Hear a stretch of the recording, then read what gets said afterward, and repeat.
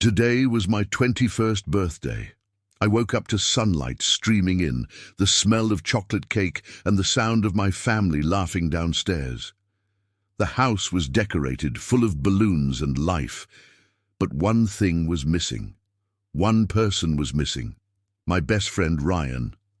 I kept checking my phone. Nothing. No happy birthday text, no call, no dumb meme he'd normally send first thing in the morning. It wasn't like him.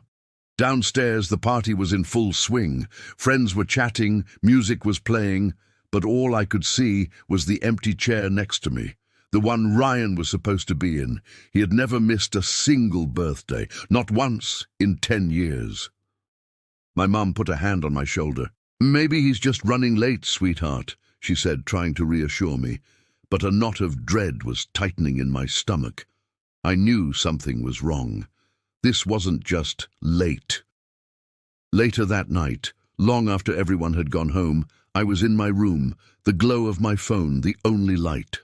I scrolled up through our last conversation, reading the messages over and over. His last text, sent at 11:47 p.m. the night before, read, "Got something to show you tonight, you won't believe it." And then, nothing. Radio silence. My heart felt like it was sinking into a cold, dark pit. The next morning, I couldn't wait any longer. I drove out to the old lake, the place where Ryan always went to take photos of the sunrise. His car was there, parked on the side of the dirt road, but it was empty. The air was cold and eerily quiet. My eyes scanned the area, and that's when I saw it, a small piece of grey fabric caught on a thorny bush. It was a torn piece of his favourite hoodie. At the police station, the fluorescent lights felt cold and clinical.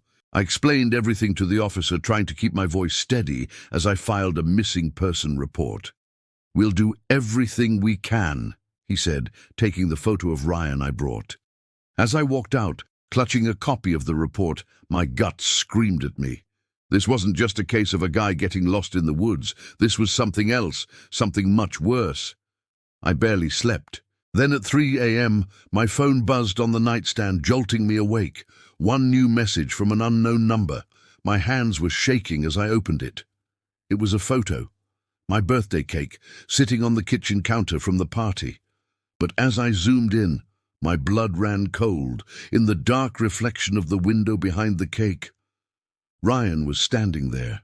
He was smiling. I scrambled out of bed and rushed to the kitchen. It was exactly as it was in the photo, a few crumbs still on the plate. But there was no one there. The house was silent. Then I saw it. My own camera sitting on the kitchen table. The power light was on. I nervously checked the last photo taken. It was a picture of me, asleep in my bed. My phone buzzed again. This time it was a voice note from Ryan.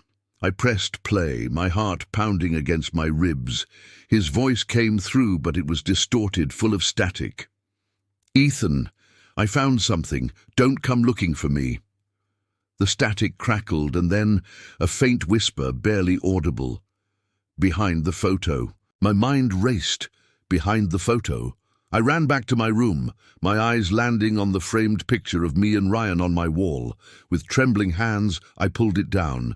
Taped to the back was a tiny memory card.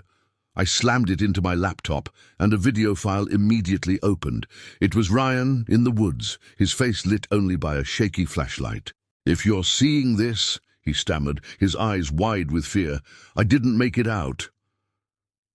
The video was chaotic, filled with panicked breathing and the sound of snapping twigs. Just before it ended, he whipped the camera around to show what he was running from. A tall, shadowy figure stood among the trees. The screen glitched, then went black. And just as I sat there, paralyzed, a tiny red light flickered to life. My laptop's webcam. A soft click echoed in the silent room. A new file appeared on my desktop. It was a photo of me, sitting in the dark, staring at the screen, and right behind my chair, a shadow loomed over my shoulder.